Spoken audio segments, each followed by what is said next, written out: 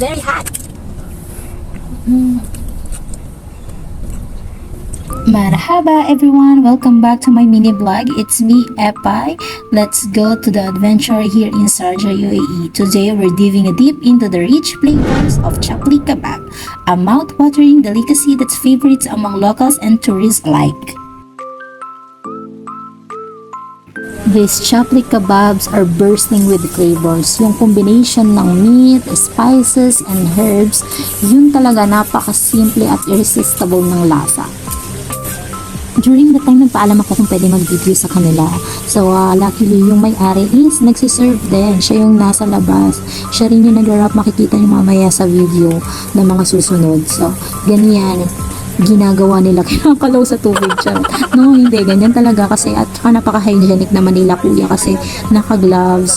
So, may mga pagpipilian kayong flavor. Pwedeng without egg at saka with egg. Hindi ko na napakita kung paano i-finiray yung egg dyan, pero yan ganyan. Pero kung naaamoy nyo siya, maaalala nyo yung amoy ng Angel's Burger Patty sa Pilipinas.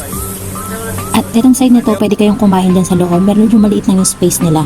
At ayan, may pusa pang lumapit sa akin. Tapos ito na, nire-ready na yung order namin. Ayan, pinapack.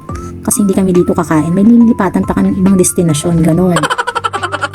At dahil matako nga tayo for today's video, hindi makukumpleto yung chapli kebab na yan kung wala tayong kubos. Syempre may pupuntahan tayo, isang cafeteria din na napakatanda na ng serving pero ang sipag-sipag niya kaya dun kami kumakain. Ayan, ang Al-Azami Cafeteria, ang tagal na nito.